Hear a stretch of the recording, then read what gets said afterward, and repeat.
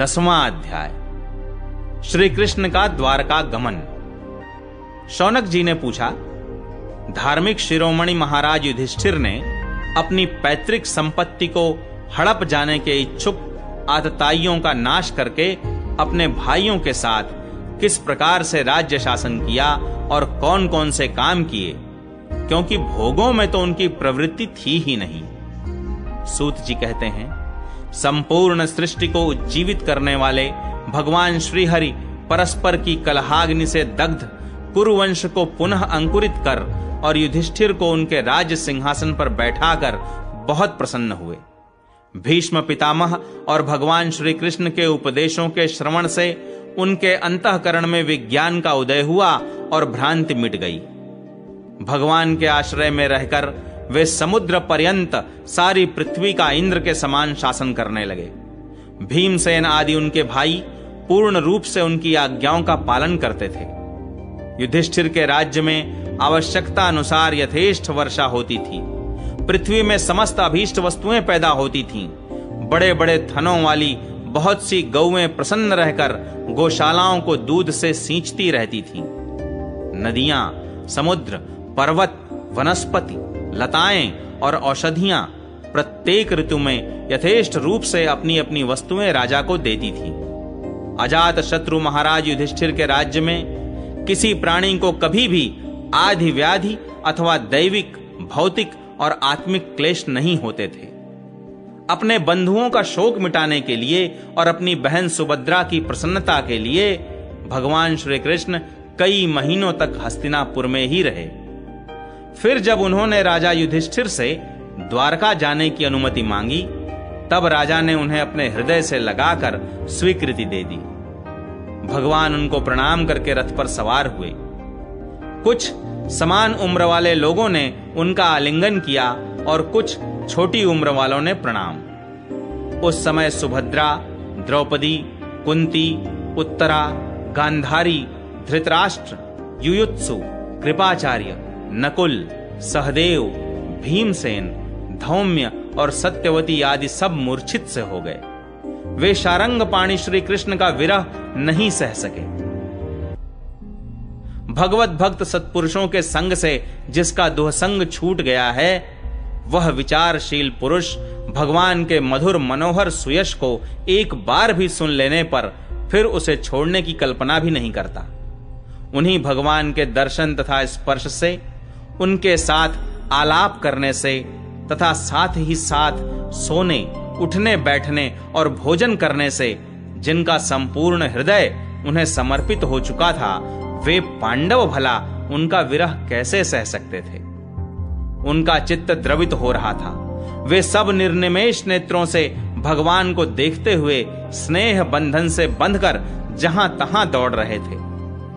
भगवान श्री कृष्ण के घर से चलते समय उनके बंधुओं की स्त्रियों के नेत्र उत्कंठावश उमड़ते हुए आंसुओं से भर आए, परंतु इस भय से कि कहीं यात्रा के समय अशकुन न हो जाए, उन्होंने बड़ी कठिनाई से उन्हें रोक लिया।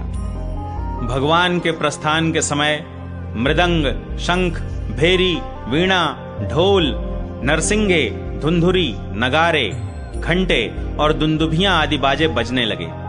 भगवान के दर्शन की लालसा से कुरुवंश की स्त्रियां अटारियों पर चढ़ गईं और प्रेम, लज्जा एवं मुस्कान से युक्त चितवन से भगवान को देखती हुई उन पर पुष्पों की वर्षा करने लगीं।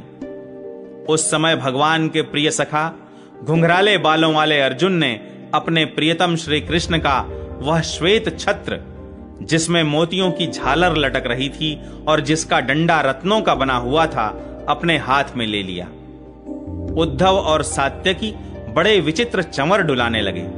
मार्ग में भगवान श्री कृष्ण पर चारों ओर से पुष्पों की वर्षा हो रही थी। बड़ी ही मधुर झांकी थी। जहां तहां ब्राह्मणों के दिए हुए सत्य आशीर्वाद सुनाई पड़ रहे थे। वे सगुण भगवान के तो अनुरूप ही थे, क्योंकि उनमें सब कुछ है, परंतु निर्गुण के अनुरूप नहीं थे, क्योंकि उनमें कोई प्राकृत गुण नहीं है। हस्तिनापुर की कुलीन रमणियां, जिनका चित्त भगवान श्री कृष्ण में रम गया था, आपस में ऐसी बातें कर रही थीं जो सबके कान और मन को आकृष्ट कर रही थीं। वे आपस में कह रही थीं, सखियों, ये वे ही सनातन परम पुरुष हैं जो प्रलय के समय भी अपने अद्वितीय निर्विशेष स्वरूप में स्थित रहते हैं। उस समय सृष्टि के मूल ये तीनों गुण भी नहीं रहते। जगदात्मा ईश्वर में जीव भी लीन हो जाते हैं और महत्त्वादि समस्त शक्तियां अपने कारण अव्यक्त में सो जाती हैं। उन्होंने ही फिर अपने नाम रूप रहित स्वरूप में नाम रूप के निर्माण की इच्छा की तथा अपनी काल शक्ति से प्रेरित प्रकृति का, जो कि उनके अंशभूत जीवों को मोहित कर लेती है और सृष्टि की रचना में प्रवृत्त रहती है, अनुसरण किया और व्यवहार के लिए वेदादि शास्त्रों की रचना की। इस जगत में जिसके स्वरूप का साक्षात्कार जितेंद्रिय योगी अपने प्राणों को वश में करके भक्ति से प्रफुल्लित निर्मल हृदय में किया करते हैं, ये श्री कृष्ण वही साक्षात परब्रह्म हैं। वास्तव में इन्हीं की भक्ति से अंतःकरण की पूर्ण शुद्धि हो सकती है, योगादि के द्वारा नहीं। सखी, वास्तव में ये वही हैं जिनकी सुंदर लीलाओं का गायन वेदों में और दूसरे गोपनीय शास्त्रों में व्यासादि रहस्यवादी ऋषियों ने किया है, जो एक अद्वितीय ईश्वर हैं और अपनी लीला से जगत की सृष्टि, पालन तथा संहार करते हैं, परंतु उनमें आसक्त नहीं होते। जब तामसी बुद्धि वाले राजा अधर्म से अपना पेट पालने लगते हैं, तब ये ही सत्व गुण को स्वीकार कर ऐश्वर्य, सत्य, ऋत, दया और यश प्रकट करते और संसार के कल्याण के लिए युग युग में अनेकों अवतार धारण करते हैं। अहो, यह यदुवंश परम प्रशंसनीय है, क्योंकि लक्ष्मीपति पुरुषोत्तम श्री कृष्ण ने जन्म ग्रहण करके इस वंश को सम्मानित किया है। वह पवित्र मधुवन भी अत्यंत धन्य है, जिसे इन्होंने अपने शैशव एवं किशोरावस्था में घूम फिरकर सुशोभित किया है। बड़े हर्ष की बात है कि द्वारका ने स्वर्ग के यश का तिरस्कार करके पृथ्वी के पवित्र यश को बढ़ाया है। क्यों न हो, वहां की प्रजा अपने स्वामी भगवान श्री कृष्ण को, जो बड़े प्रेम से मंद मंद मुस्कुराते हुए उन्हें कृपा दृष्टि से देखते हैं, निरंतर निहारती रहती हैं। सखी, जिनका इन्होंने पाणी ग्रहण किया है, उन स्त्रियों ने अवश्य ही व्रत, स्नान, हवन आदि के द्वारा इन परमात्मा की आराधना की होगी, क्योंकि वे बार बार इनकी उस अधर सुधा का पान करती हैं, जिसके स्मरण मात्र से ही ब्रज बालाएं आनंद से मूर्छित हो जाया करती थीं। ये स्वयंवर में शिशुपाल आदि मतवाले राजाओं का मान मर्दन करके, जिनको अपने बाहुबल से हर लाए थे तथा जिनके पुत्र प्रद्युम्न, सांब, आंब आदि हैं, वे रुक्मिणी आदि 8 पटरानियां और भौमासुर को मारकर लाई हुई जो इनकी हजारों अन्य पत्नियां हैं, वे वास्तव में धन्य हैं, क्योंकि इन सभी ने स्वतंत्रता और पवित्रता से रहित स्त्री जीवन को पवित्र और उज्जवल बना दिया है। इनकी महिमा का वर्णन कोई क्या करे। इनके स्वामी साक्षात कमल नयन भगवान श्री कृष्ण हैं, जो नाना प्रकार की प्रिय चेष्टाओं तथा पारिजातादि प्रिय वस्तुओं की भेंट से इनके हृदय में प्रेम एवं आनंद की अभिवृद्धि करते हुए कभी एक क्षण के लिए भी इन्हें छोड़कर दूसरी जगह नहीं जाते। हस्तिनापुर की स्त्रियां इस प्रकार बातचीत कर ही रही थीं कि भगवान श्री कृष्ण मंद मुस्कान और प्रेम पूर्ण चितवन से उनका अभिनंदन करते हुए वहां से विदा हो गए। अजात शत्रु युधिष्ठिर ने भगवान श्री कृष्ण की रक्षा के लिए हाथी, घोड़े, रथ और पैदल सेना उनके साथ कर दी।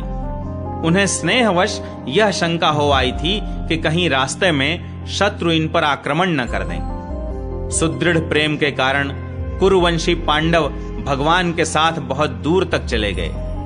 वे लोग उस समय भावी विरह से व्याकुल हो रहे थे। भगवान श्री कृष्ण ने उन्हें बहुत आग्रह करके विदा किया और सात्यकी, उद्धव आदि प्रेमी मित्रों के साथ द्वारका की यात्रा की। शौनक जी, वे कुरुजांगल, पांचाल, शूरसेन, यमुना के तटवर्ती प्रदेश ब्रह्मावर्त, कुरुक्षेत्र, मत्स्य, सारस्वत और मरुधन्व देश को पार करके सौवीर और आभीर देश के पश्चिम आनर्त देश में आए। उस समय अधिक चलने के कारण भगवान के रथ के घोड़े कुछ थक से गए थे। मार्ग में स्थान स्थान पर लोग उपहार आदि के द्वारा भगवान का सम्मान करते। सायंकाल होने पर वे रथ पर से भूमि पर उतर आते और जलाशय पर जाकर संध्या वंदन करते।